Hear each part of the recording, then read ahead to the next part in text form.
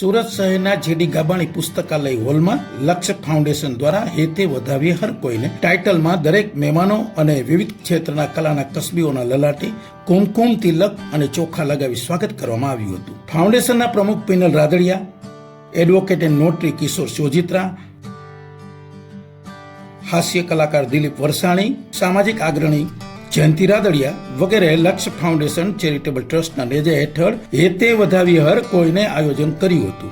કાર્યક્રમમાં આભૂષિત મહેમાનોના વરદ હસ્તે દીપ પ્રાગટ્ય કરીને કાર્યક્રમનો પ્રારંભ કરવામાં આવ્યો હતો. આ કાર્યક્રમમાં કલા ક્ષેત્રના વિવિધ કસબીઓ, સાહિત્યનું ખેડાણ કરનાર, કલમના કસબીઓ અને સમાજ સેવાના શ્રેષ્ઠીઓને લક્ષ્ય ફાઉન્ડેશનના પ્રમુખ પિનલ રાદડિયાએ આવકાર્યા હતા. અવસર છે રૂડો આજ આંગણે ને હૈયે હરખ ઘણો બતાય, આપ તણી અહીં હાજરી નિરખી અમ આખરડી આજ ઉભરાય છે. લક્ષ ફાઉન્ડેશન ચેરિટેબલ ટ્રસ્ટ સુરતના આમંત્રણને માન આપીને આજના આપણા આ કાર્યક્રમને હેતે વધાવીએ હર કોઈને માટે અત્રે ઉપસ્થિત તમામ મંચસ્થ મહેમાનો, કલાના કસબીઓ તથા મિત્રોને હું આવકારું છું. આપણું આગમન અમોનું પ્રેરક બળ બની રહે. આજના આપણા કાર્યક્રમમાં આપણે કલા, સાહિત્ય અને સેવા ક્ષેત્રે પોતાનું આગવું પ્રદાન કરનાર કલા તથા સેવાના કસબીઓનું સન્માનિત કરી પ્રોત્સાહિત કરવાના છીએ. તો લક્ષ ફાઉન્ડેશન ચેરિટેબલ ટ્રસ્ટ દ્વારા આયોજિત હેતે વધાવીએ હર કોઈનેમાં આપ સૌનું ખૂબ ખૂબ આભાર. હેતે વધાવીએ હર કોઈને ટાઇટલ અંતર્ગત કલાના વિવિધ કસબીઓમાં સિંગર અને dandiya princess Polara sisters, singer Priyesh Virpara, Ankit Kheni, Nirag Kachhadiya, Vrushti Vekariya તથા હાસ્ય કલાકારોમાં અરવિંદ કાકડિયા, કિશન રાદડિયા તેમજ કવિઓમાં હરગોવિંદ સોલંકી, પ્રશાંત મુંગરા, સાહિત્યકારોમાં પ્રદીપ વાડદોરિયા, યોગરાજ પટેલ, રમત ક્ષેત્રે વિધિ માવાણી અને હાસ્ય અભિનેતા મહેશ સુખડિયા તેમજ નામી અનામી સિંગર્સ એમ વિવિધ ક્ષેત્રના કલાના કસબીઓનું મહેમાનો દ્વારા શાલ ઓઢાડી ટ્રોફી અર્પણ કરી સમાજ શ્રેષ્ઠીઓના વરદ હસ્તે બહુમાન કર્યું હતું. સન્માનિત થનાર કલાના કસબીઓમાં ડોક્ટર ડીડી દિયોરાએ એડવોકેટ એન્ડ નોટરી કિશોર સોજિત્રાની પ્રશંસા કરતા જણાવ્યું હતું કે કલાકાર થવાતું નથી બેન, કલાકાર થઈને જન્માય છે.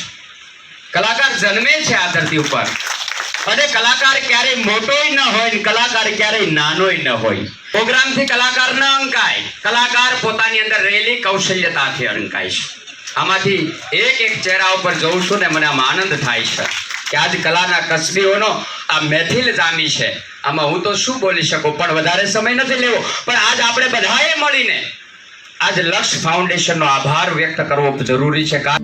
મંચસ્થ મહાનુભાવોમાં astrologer Vaishali Jani, advocate and notary Jignasa Mandanka, ખોડલધામના પ્રતિનિધિ ચિંતન સંઘાણી, બિકુલ નેચરલ જ્યુસના કિશોર ગાબાણી, ગુજરાત વિકાસ સમિતિના Pravin Bhalada, land developers doctor Hasu Thakar, film director Himmat Ladumar, સંત કૃપા ઉમેશ આદ્રોજા તથા ઓમ ઇમ્પેક્સના પ્રવીણ વસ્તાણી અને ભૂપત સરદારા ઉપસ્થિત રહ્યા હતા.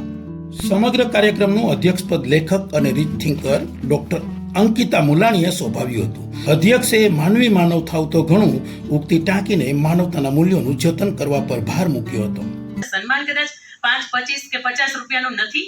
આ સન્માન એટલે એવું સન્માન છે તમે જે ક્ષેત્રની અંદર એક અલગ યોગદાન આપ્યું છે, જે ક્ષેત્ર માટે તમે તમારી રાતની ઊંઘ બગાડી છે અને જે ક્ષેત્રની માટે તમે તમારું જીવન સમર્પિત કરીને એક ક્ષેત્રની ઉપર તમારે એક સર્વોચ્ચ શિખર પર જવું છે. એ શિખરે પહોંચવામાં અલગ અલગ પગથિયાઓ હોય અને આ પગથિયાને એટલે તમારું જાહેરમાં એક ક્ષેત્રને લઈને થતું સન્માન. હજી આવા હજાર નહીં, લાખો, કરોડો સન્માન તમારી રાહ જોઈ રહ્યા છે.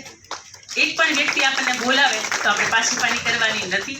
અને દરેક ક્ષેત્રની અંદર કોઈ પણ વ્યક્તિને તમારી જ્યાં પણ જેવી રીતની પણ મદદની જરૂરિયાત હોય, તમે આર્થિક ન કરી શકો ને તો કંઈ વાંધો નહીં, પણ કોઈ વ્યક્તિને તમે એક માનસિક સારા વિચારથી મદદ કરો ને તો એ તે મારા અનુભવ પ્રમાણે હું એવું માનું છું કે વ્યક્તિ કદાચ જીવન મૃત્યુની શૈયાની વચ્ચે હોય ને તો એ વ્યક્તિ મૃત્યુને એક બાજુને પછાડીને પોતે જીવવાનું નક્કી કરી લેતો હોય. આ એક વિચારની તાકાત છે.